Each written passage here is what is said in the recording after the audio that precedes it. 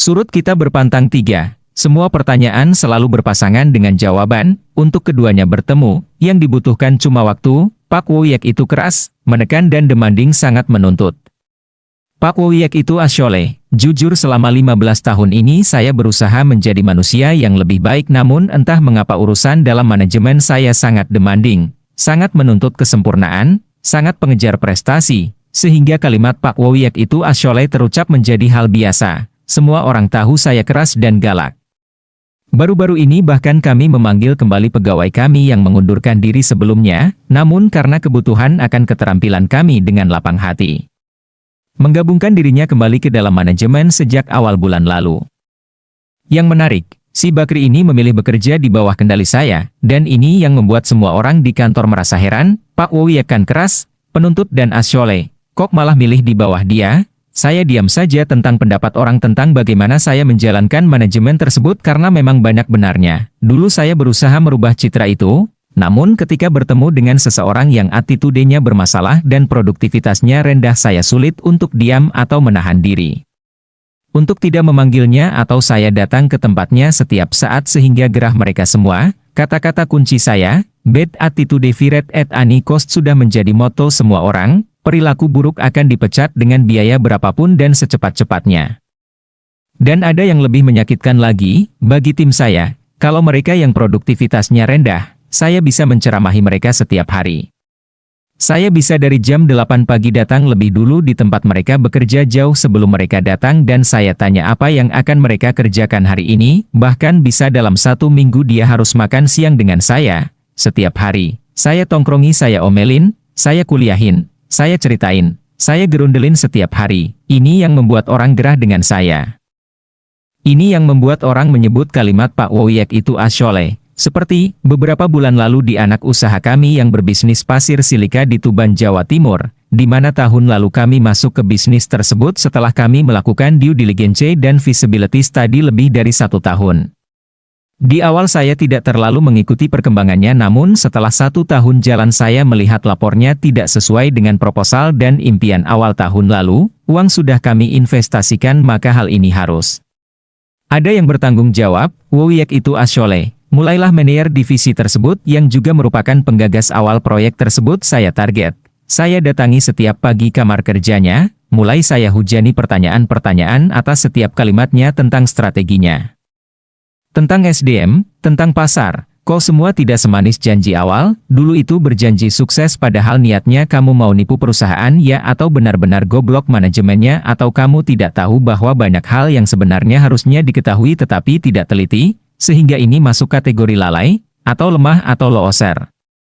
Pastinya diberondong seperti ini membuat seseorang jadi atau mental, dan itu entah mengapa saya tidak peduli. Yang saya tahu kenapa investasi jadi gak balik, kenapa ini dikerjakan kita, kenapa kok jadinya sulit banget kerjanya, kenapa kok sudah tahu ada masalah kok masih duduk di dalam kamar yang dingin dan nyaman, fasilitas mobil, gaji, kamar yang nyaman ini siapa yang bayar?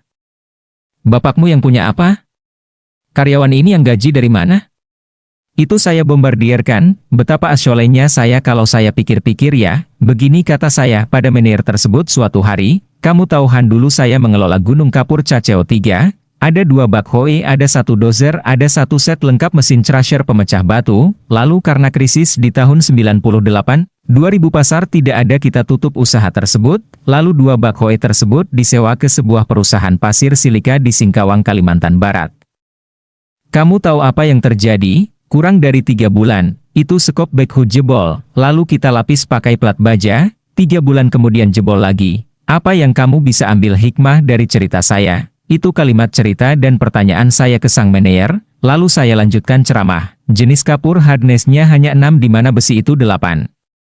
Namun silica itu tajam dan keras bisa 8, 9 kadar hardness atau kekerasan, note hardness belian adalah 10. Dia diam saja, saya lanjut nyerocos, pasti sekarang masalah kamu adalah tingginya biaya perbaikan alat bukan, atau sering shutdown tuh pabrik, benarkan, lalu apa rencana kamu? Besok saya datang lagi. Kadang sehari 2 kali, terkadang sepanjang makan siang saya korek terus.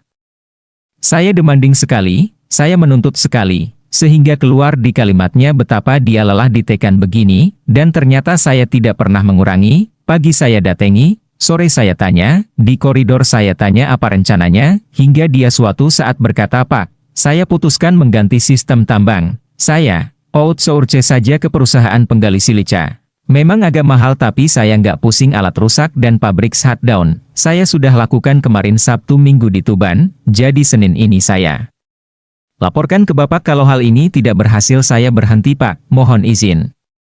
Demikian dia berkata di tengah desperate tekanan saya, meski asyole, saya fair. Begitu dia mengatakan rencana bisnisnya saya melihat solusi. Saya tidak pedulikan kalimat berikutnya bahwa dia akan mundur kalau tidak berhasil, dan sekarang terbukti dia benar, kuari silica di Tuban berjalan baik, dan bisik-bisik di belakang karyawan sempat saya dengar, Pak Woyek kalau ada yang berprestasi jarang ngasih pujian atau selamat, dia selalu bilang, menegakkan kebenaran itu sudah seharusnya, wayahengono. Jangan ngarep pujian, tapi kalau salah dan sikap stafnya buruk dia pasti kejar, pasti dikamplengi. Bahkan sewaktu saya mendengar mereka mengatakan hal itu, saya bawa kalimat itu ke dalam rapat seluruh staf dengan cerita satir seperti ini. Suatu hari ada diskusi di antara anggota tubuh manusia, pertama sang kaki angkat bicara. Kaki mengatakan bahwa kaki adalah organ paling penting dari tubuh manusia. Kalau tidak ada kaki maka manusia tidak bisa melangkah dan menaklukkan dunia. Lalu mata angkat bicara, mata menyatakan karena mata manusia bisa melihat dan tahu kemana tujuannya, lalu tangan angkat bicara dan mengatakan bahwa tanpa tangan manusia tidak berdaya. Lalu otak tidak mau kalah mengatakan tanpa otak manusia tidak bisa berpikir dan tidak bisa menjadi pemenang. Lalu anggota tubuh lainnya meneriakan kemanfaatan mereka dan apa yang terjadi tanpa diri mereka. Jantung, darah, paru-paru, kulit, gigi, mulut, tengkorak semuanya berargumen kemanfaatan diri mereka dan pentingnya posisi mereka. Mendengar dialog-dialog dan pembicaraan seluruh organ tubuh tersebut hanya satu yang tidak berkomentar yaitu lubang pantat si asyole.